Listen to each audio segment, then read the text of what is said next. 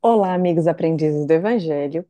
Hoje, o nosso comentário do Pão Nosso é do capítulo 127, Lei de Retorno, baseada numa fala de Jesus que está em João 5:29, em que ele disse: E os que fizeram o bem sairão para a ressurreição da vida, e os que fizeram o mal para a ressurreição da condenação. E aí, Apolônia? É, é, esse capítulo é muito interessante, né? E assim, vale aqui a gente fazer a colocação de que a doutrina traz muito essa questão da lei do retorno, né? É, então, é um assunto assim que se fala muito dentro da doutrina, né? Porque assim, toda ação que a gente faz, ela tem uma consequência. E eu não tenho conhecimento de uma outra religião que veio trazer isso de uma forma tão sensata como a doutrina, tá? Então, se tudo que eu faço tem uma consequência, seja ela para o bem ou para o mal, né? Então, as consequências elas terão base na minha ação. E isto é a lei do retorno, certo? E essa questão da lei do retorno, ela vale para todo o universo e para todos os seres, né? Sejam hominal ou não, né? É lógico que no animal irracional, no mineral, no vegetal, as consequências é diferente do que no nosso caso. Mas o próprio animal, a gente vai aqui está falando dos animais que a gente conhece, principalmente os domésticos, né? Eles já vêm com traz isto no gene deles, né? Então, por exemplo, se o animal for lá e comer uma planta lá atrás e essa planta fez mal, ele sabe que ele não pode comer. E ele não vai comer, diferente da gente. Que às vezes a gente fala, não, isso aqui, feijoada faz mal, né? Ah, mas eu gosto tanto, então a gente vai lá e come, e depois come e passa mal, né? Então, na verdade, a gente aqui, a gente faz uso do nosso livre-arbítrio, né? De fazer ou não, e essa lei, ela tem uma função educativa. Então, para o animal irracional, funciona bem essa questão. Para nós, não, porque a gente tem o livre-arbítrio, então eu falo, eu sei que eu passo mal, mas mesmo assim eu vou lá e como. Né? Então, muitas das vezes a gente traz isto. E por isso ela tem essa função educativa. É, e ele é um dos versículos que foi utilizado pelos religiosos é, sem analisar. Então, por exemplo, muitas das religiões, principalmente antigamente, né, utilizava isso aqui como essa lei do retorno, como que se Deus fosse o mal. Retomando aqui com participação especial agora. Vai lá, Polônia. Bom, então, com essa falta de conhecimento da antiguidade aí, né, e até hoje as pessoas ainda usam isso porque quer, de uma certa forma, obter poder. Então, criou-se aí o tal do fogo do inferno, né? Que, na verdade, a gente tira a nossa responsabilidade e joga a nossa responsabilidade para Deus, né? E, bom, isso é um fato, tá certo? Mas quando Jesus fala aqui nesse versículo, ele está no momento em que ele está na Santa Ceia.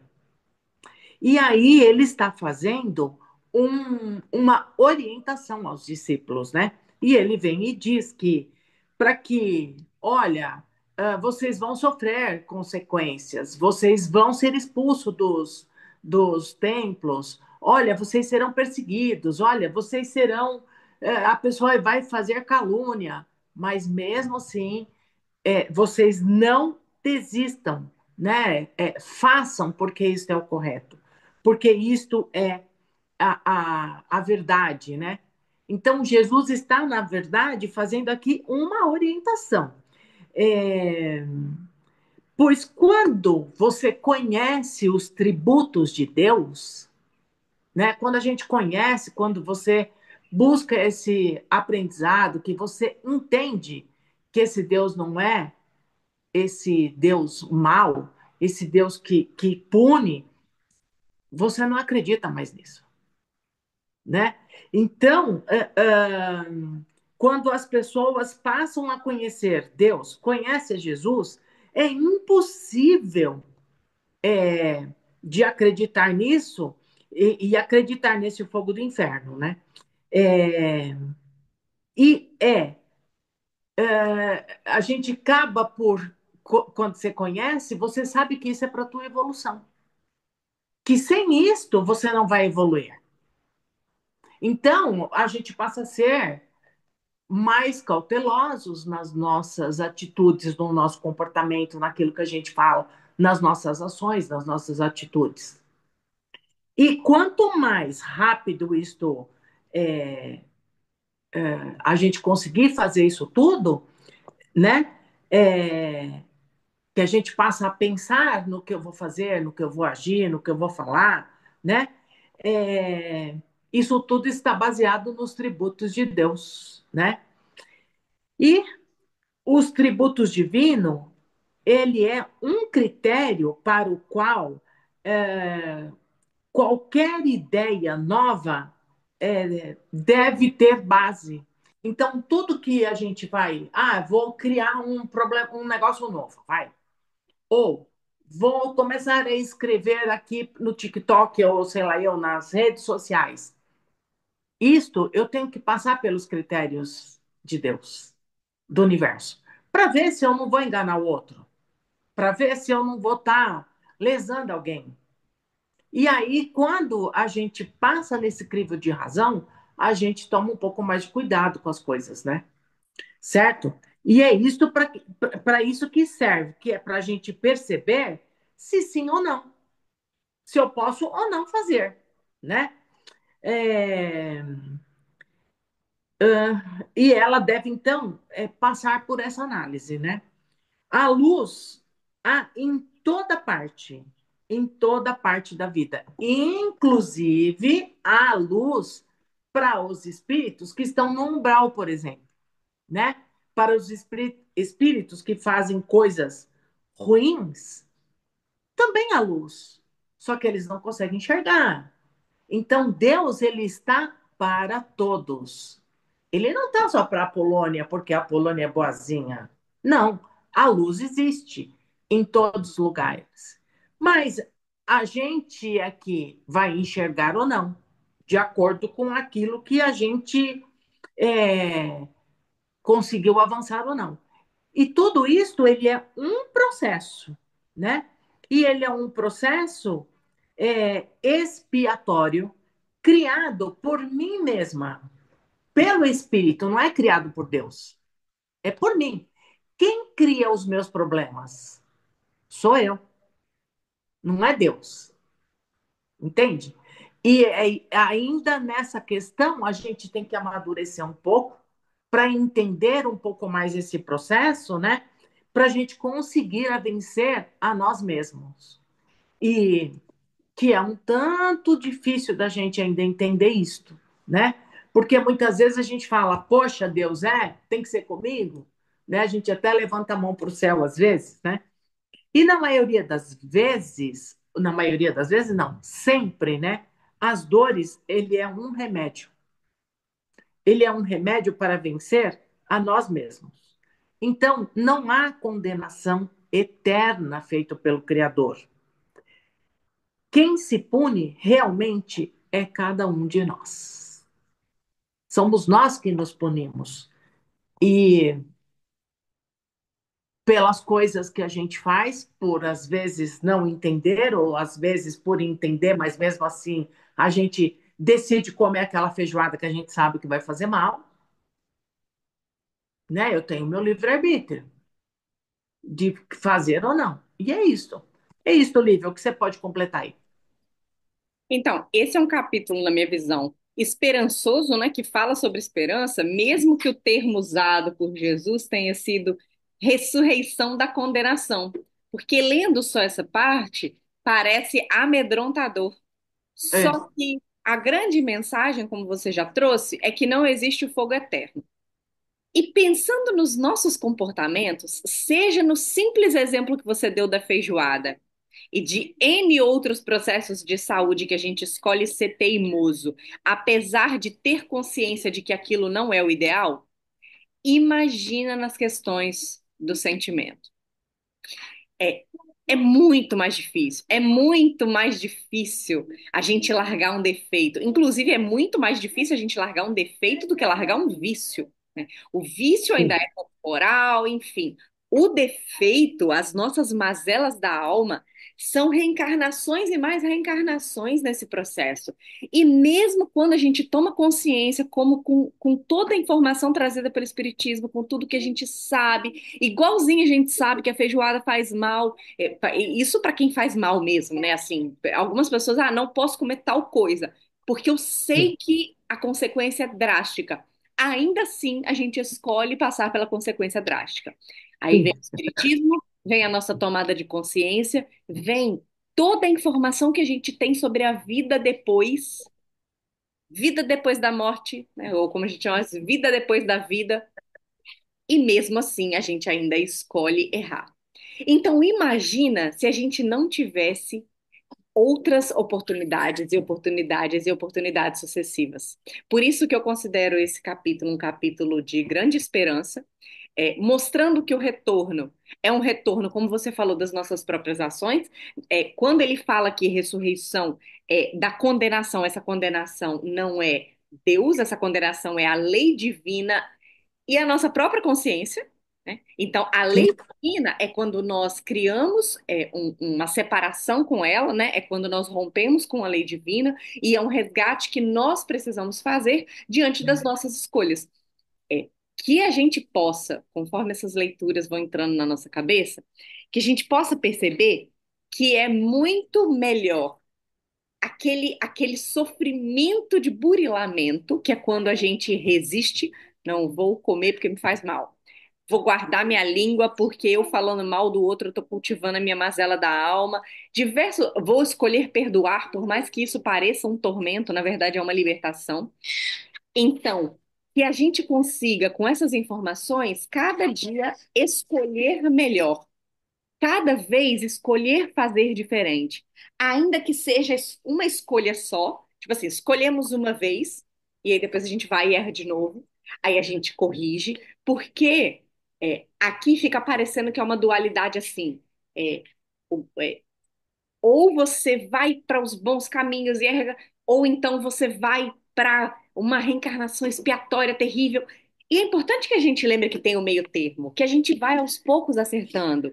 Então tem coisa que a gente já consegue fazer direito e tem coisa que ainda não. Então, às vezes a gente tem oportunidade de, depois da morte, por exemplo, apesar dos nossos erros, ser recolhido numa colônia. Isso não significa que a gente vai estar em paz com a nossa consciência, porque a gente pode estar naquela situação de, poxa, a Lívia fez umas coisinhas aí que dá para ela dar entrada aqui, né? Assim, numa colônia, pelo menos para ajudar aqui nas tarefas mais simples e tal.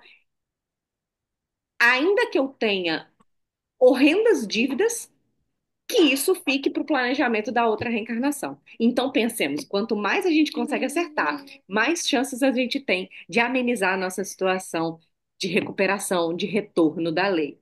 É, A gente não seja totalmente devedor, que a gente consiga colocar alguns créditos, né? Sermos fiéis à lei divina, pelo menos em alguns aspectos, já que a gente não consegue fazer tudo direito ainda. é verdade. E lembrando, né, que tudo conta a nosso favor, né? Sim, é isso. Então, Essa é a mensagem. é uma atitude de bondade, um pensamento, um sorriso, né? Ouvir às vezes. São pequenas coisas, a gente não precisa fazer grandes coisas. São pequenas coisas que a gente deve de fazer. É olhar o outro com mais carinho, né? olhar o outro como um ser humano que pode errar, né? Que pode errar. E que ainda ele pode errar, mas que um dia ele vai acertar. Porque nós erramos também. Então, se a gente aprende a olhar o outro com compaixão e a nos olhar também com compaixão, a gente vai nessa troca percebendo como acertar. Difícil, Exato. não é É, fácil, mas é um pouquinho por dia. exatamente, é isso mesmo. E aí vamos para o encerramento. Vamos lá. Vou tentar fazer aqui. Hoje é meu dia, apesar dos pesares aqui. Vamos lá, né, filha? Vamos fazer a Se prece. você quiser, eu faço, tá? Não Filha, tem problema. eu acho que eu consigo fazer aqui. Vamos ver se eu consigo Tá, concentrar. Ela não tem muita coisa para ela colocar a vida em risco aqui, não. tá, tá. Que possamos relaxar os nossos corpos físicos, a nossa mente, apesar das coisas que acontecem ao nosso redor, alguns agitos familiares, que a gente possa nos manter conectados. Porque essa conexão pode acontecer mesmo que haja barulho ao redor, mesmo que nós estejamos no trânsito, mesmo que nós estejamos no nosso horário de trabalho.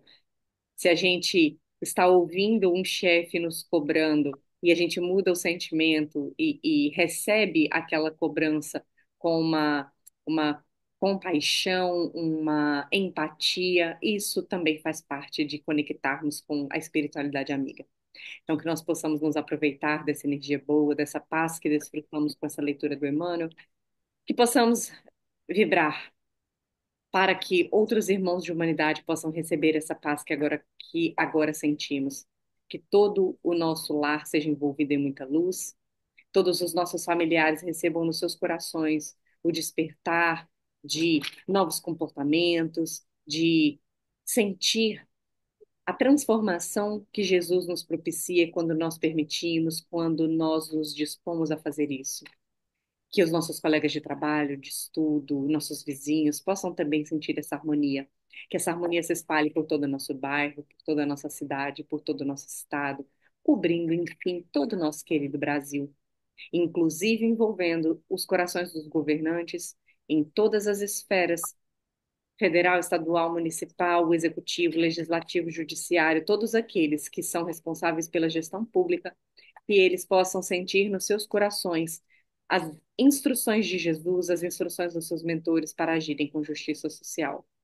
E que essa mesma vibração de governante se estenda para todo mundo, para que todos os países, em especial aqueles que se envolvem com guerras, com decisões alarmantes, com catástrofes naturais, que possam ter seus corações tocados pela divindade, para que façam o melhor pelo povo, agindo sempre com justiça social.